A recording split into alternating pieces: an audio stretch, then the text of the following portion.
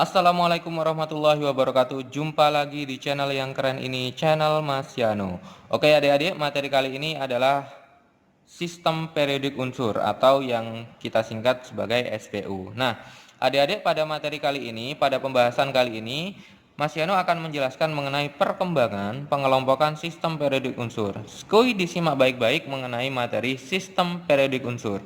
Oke, yang pertama Mas Yano akan menjelaskan mengenai yang pertama, perkembangan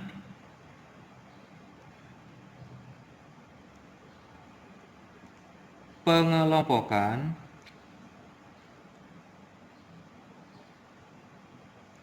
sistem periodik unsur atau yang kita kenal dengan SPU. Oke, jadi ada 4 perkembangan adik-adik SPU itu. Jadi mulai dari dulu, dari yang pertama sampai yang kita kenal hari ini. Yang pertama kita kenal sebagai triad Dobereiner. Nah, yang menemukan adalah Dobereiner. Kemudian teorinya yang kita kenal sebagai teori triade. Nah, triad Dobereiner ini mengatakan bahwa unsur-unsur itu dapat dikelompokkan ke dalam kelompok-kelompok 3 unsur yang disebutnya sebagai triade. Oke, jadi triad Dobereiner ini mengatakan bahwa unsur-unsur dapat dikelompokkan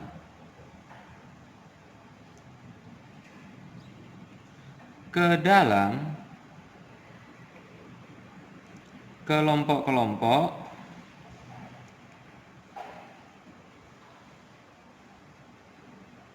tiga unsur. Nah, yang disebutnya triade. Oke, itu triad Dobereiner. Nah, kemudian triad Dobereiner ini mengatakan bahwa unsur yang di tengah, kan ada 3 adik-adik. Jadi unsur yang di tengah mempunyai atau memiliki massa atom rata-rata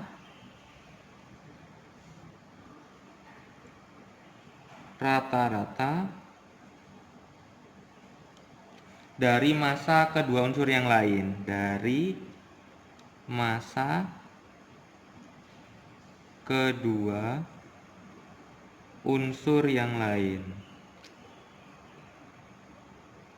Oke, jadi unsur yang di tengah itu memiliki massa atom rata-rata dari massa kedua unsur yang lain. Contoh gini adik-adik, jadi ada Ca, nomor atomnya 20, kemudian ada Sr, nomor atomnya 38, kemudian ada Ba dengan nomor atom 56. Nah, massa atom dari Ca itu adalah 40. Kemudian massa atom dari Ba itu adalah 137. Nah, kemudian untuk Sr itu massa atomnya adalah 88. Nah, ternyata 88 ini didapat dari penjumlahan ini rata-rata dari kedua unsur yang lain. Dari 40 ditambah 137 dibagi 2 sama dengan 88,5. Oke.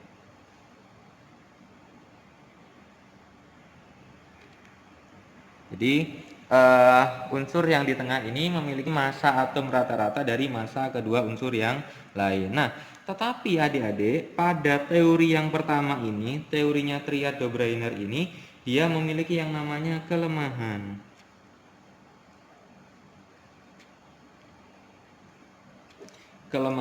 Dia memiliki yang namanya kelemahan. Apa itu kelemahannya? Ternyata banyak unsur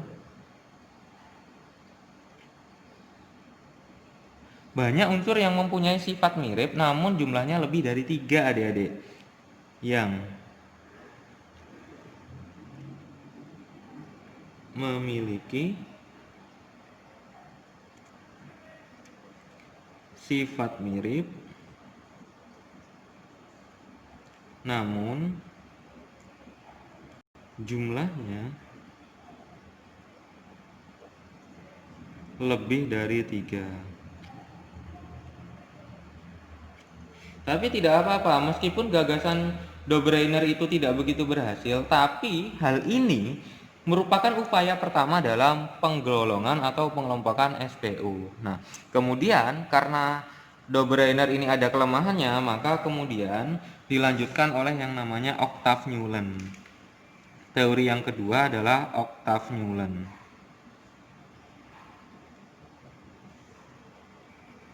Oke, maka muncul teori yang kedua, pengelompokan yang kedua yang dikelompokkan oleh oktav Newland. Dia mengatakan bahwa Newland itu menyusun unsur-unsur berdasarkan kenaikan massa atomnya. Jadi Newland mengelompokkan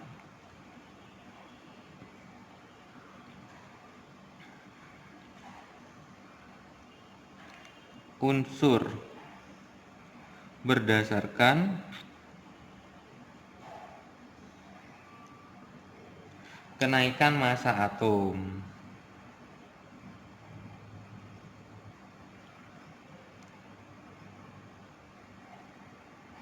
Ini adalah teori yang kedua mengenai oktav Newland. Nah, kemudian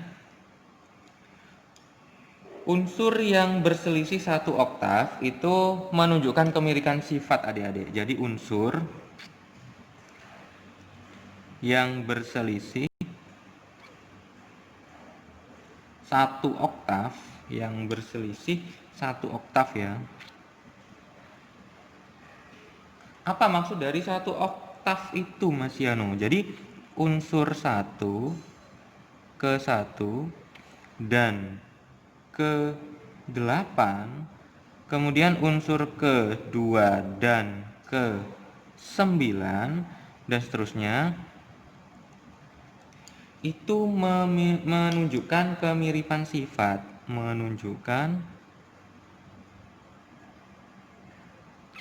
kemiripan sifat. Jadi sifatnya mirip, kemiripan sifat. Oke, sifatnya mirip adik-adik. Contoh begini adik-adik. Jadi Newland itu menyusun unsur itu berdasarkan kenaikan massa atom. Jadi ada Li, ada Be, ada B, ada karbon, ada nitrogen, ada oksigen, ada F, ada Na, kemudian ada Mg, ada Al, ada Si, ada P, ada S, ada Cl. Oke. Nah, di sini disusun ini 1 2 3 4 5 6 7 8 9 10 11 12 13 14. Nah, ternyata nomor 1 dan nomor 8 ini, urutan pertama dan urutan ke-8 ini memiliki yang namanya kemiripan sifat. 2 dan 9 juga memiliki kemiripan sifat. Oke. Nah, tetapi penemuan dari oktav Newland ini dia ada kelemahannya juga, sama seperti triad Dobereiner.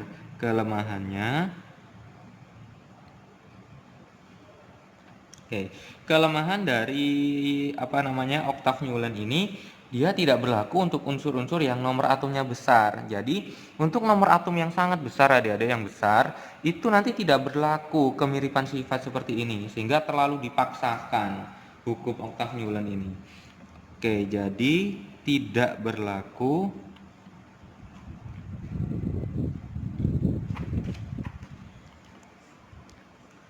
untuk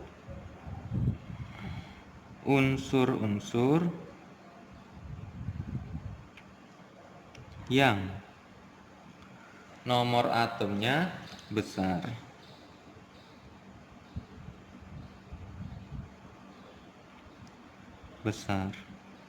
Oke, ini adalah kelemahan dari oktav Newland. Nah, karena ada kelemahan dari oktav Newland ini, maka kemudian muncul teori yang ketiga, pengelompokan yang ketiga, yang dikelompokkan oleh Mendeleev dan Mayer. Oke, Mendeleev dan Mayer ini Dia keduanya mengelompokkan sifat-sifat unsur itu merupakan fungsi periodik dari massa atom relatifnya. Jadi Mendeleev dan Mayer itu mengatakan bahwa sifat-sifat unsur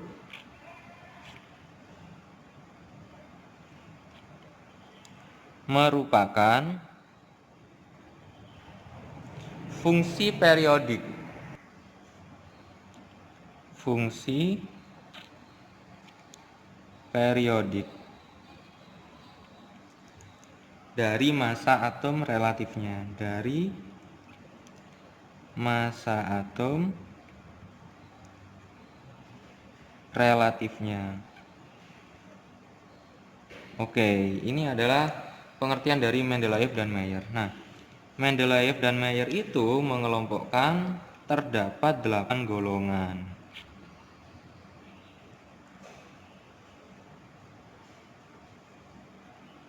Golongan itu lajurnya vertikal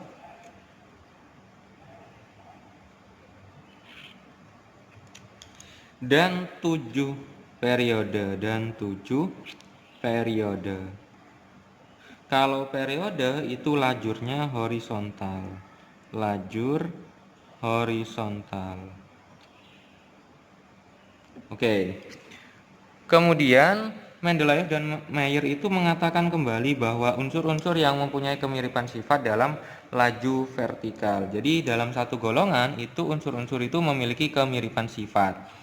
Unsur-unsur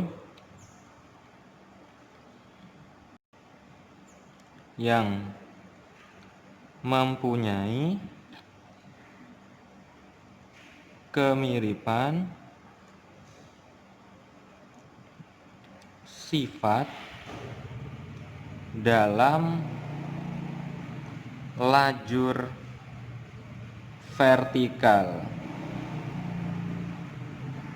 Lajur vertikal itu adalah golongan. Oke. Jadi Mendeleev, Mayer. Mendeleev itu lebih menemukan sifat kimia dan fisika.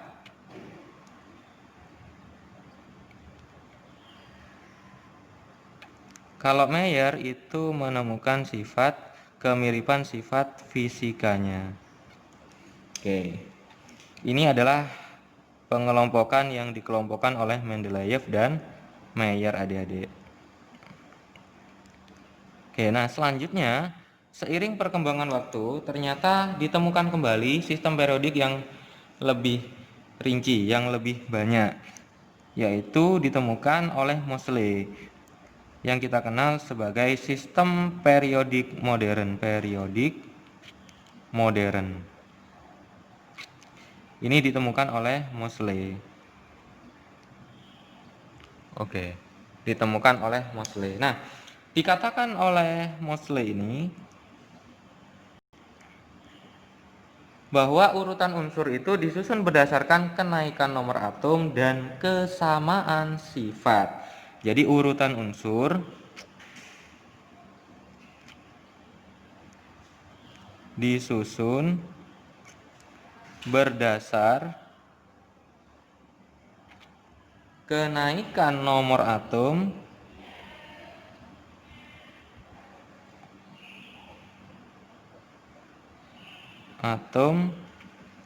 dan kesamaan sifat. Oke. Kemudian unsur dalam satu golongan itu memiliki kesamaan sifat dan elektron valensi dalam sistem periodik modern. Jadi unsur dalam satu golongan memiliki kesamaan sifat dan elektron valensi. Kesamaan sifat dan elektron valensi. Oke, ini kalau golongan itu dia memiliki kesamaan sifat dan elektron valensi. Nah, sekarang kalau periode unsur dalam satu periode memiliki kesamaan jumlah kulit. Kesamaan jumlah kulit. Oke. Yang kita pakai sampai hari ini adalah teori sistem periodik modern. Jadi adik-adik, di mana sistem periodik modern ini kita pakai sampai hari ini, di mana untuk satu golongan memiliki kesamaan sifat dan elektron valensi, untuk satu periode itu memiliki kesamaan jumlah kulit. Oke adik-adik, sekian materi pada sistem periodik unsur pada perkembangannya. Semoga kalian bisa memahami materi ini. Mas Yano akhiri, wassalamualaikum warahmatullahi wabarakatuh.